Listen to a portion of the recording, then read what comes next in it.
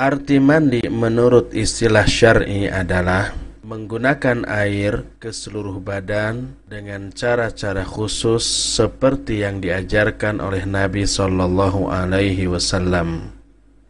Di antara ayat yang mewajibkan mandi di saat kita junub adalah A'udzu billahi samiil alim minasy syaithanir rajim.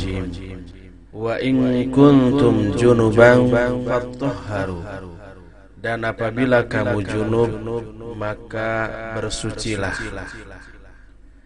Dalam sebuah hadis yang diterima dari Abu Hurairah radhiyallahu an, Nabi sallallahu alaihi wa alihi wasallam bersabda, "Idza jalasa baina su'abihal arba' thumma jahadaha faqad wajabal ghusl." Apabila seorang suami duduk di antara keempat anggota badan istrinya lalu dia menggaulinya, maka wajiblah atas orang itu mandi.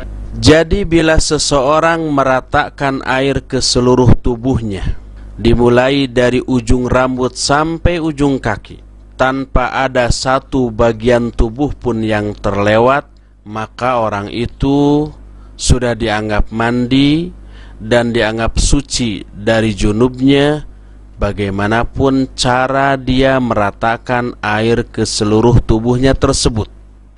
Namun apabila kita ingin mandi sesuai dengan sunnah Rasul sallallahu alaihi wasallam, maka beliau telah mencontohkan tata cara mandi sebagai berikut. Pertama, tetapkan niat dalam hati bahwa dirinya mau mandi tanpa harus diucapkan dengan lisan. Setelah itu cucilah kedua tangan sampai 2 pergelangan. Lalu tuangkan air dengan tangan kanan ke tangan kiri. Lalu cucilah faraj dengan tangan kiri sampai bersih. Setelah itu berwuduklah. Dimulai dari berkumur-kumur, istinsyak dan istinthar 3 kali. Lalu mencuci wajah 3 kali.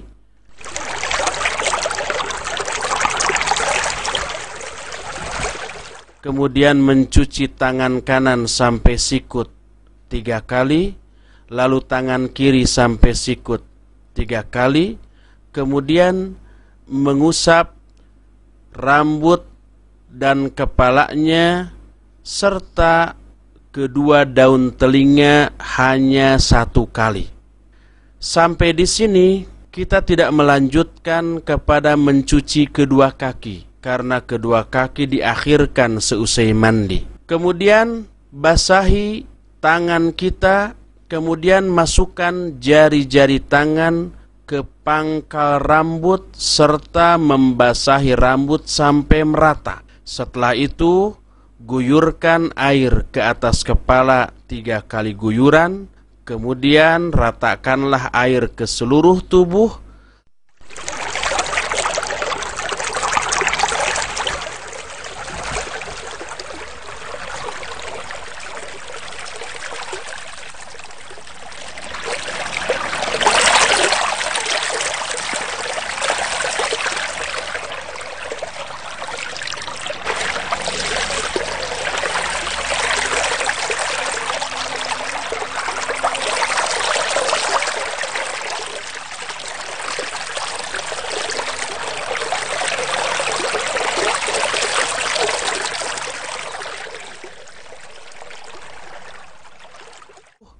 Setelah rata, barulah mencuci kedua kaki 3 kali.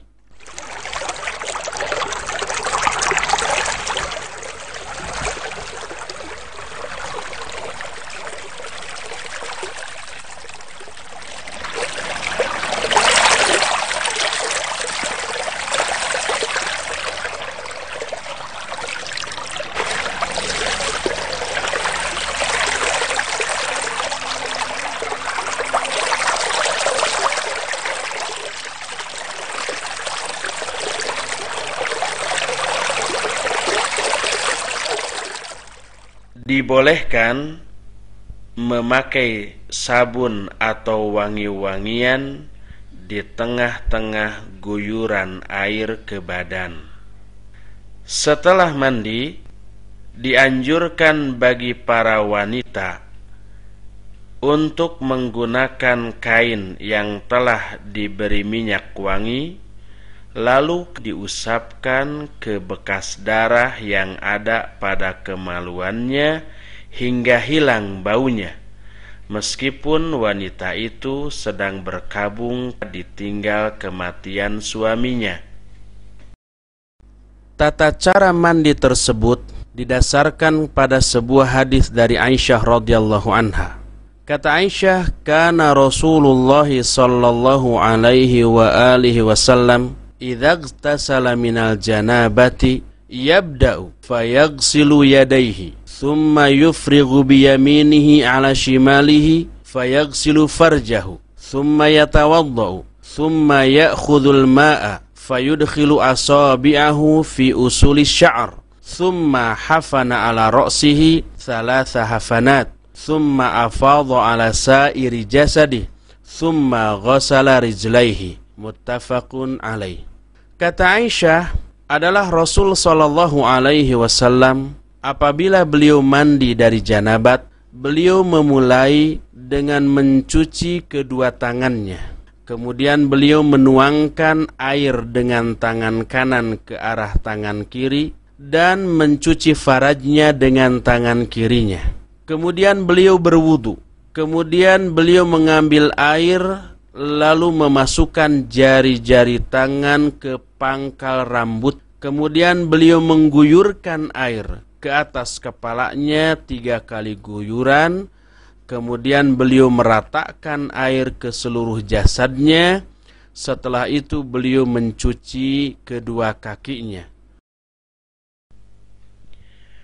Adapun hal-hal yang menyebabkan diwajibkannya mandi adalah: pertama, keluarnya air mani dengan syahwat, baik karena jima, mimpi basah, onani, ataupun masturbasi. Kedua, bertemunya dua kemaluan antara pria dan wanita sekalipun tidak menyebabkan keluarnya air mani. Ketiga, habisnya masa haid ataupun nifas bagi para wanita yang mengalaminya. Dibolehkan memakai sabun atau wangi-wangian di tengah-tengah guyuran air ke badan. Setelah mandi, dianjurkan bagi para wanita untuk menggunakan kain yang telah diberi minyak wangi, lalu diusapkan ke bekas darah yang ada pada kemaluannya hingga hilang baunya, meskipun wanita itu sedang berkabung ditinggal kematian suaminya. Disunnahkan mandi pada waktu-waktu berikut ini. Pertama, ketika kita akan melakukan sholat Idul Fitri ataupun Idul Adha. Kedua, pada hari Arafah. Ketiga, ketika hendak ihram, baik untuk umrah maupun untuk haji. Keempat, sebelum memasuki kota Mekah. Kelima, ketika hendak mengulangi jima atau menggauli istri. Keenam, setelah memandikan mayat. Ketujuh, setelah menguburkan orang musyrik. Kedelapan, setelah sadar dari gila atau pingsan. Kesembilan, setelah dibekam. Dan yang ke-10, seorang wanita yang mengalami istihadhah, dia disunnahkan mandi setiap akan sholat atau ketika akan menjama' antara dua sholat. Ke-11, mandi untuk sholat Jumat, kecuali bagi orang yang badannya bau dan berkeringat sehingga mengganggu orang-orang yang sholat di sekitarnya, juga para malaikat. Maka bagi orang yang seperti itu, mandi Jumat menjadi wajib baginya. Ke-12, orang kafir atau orang yang pernah murtad kemudian masuk Islam.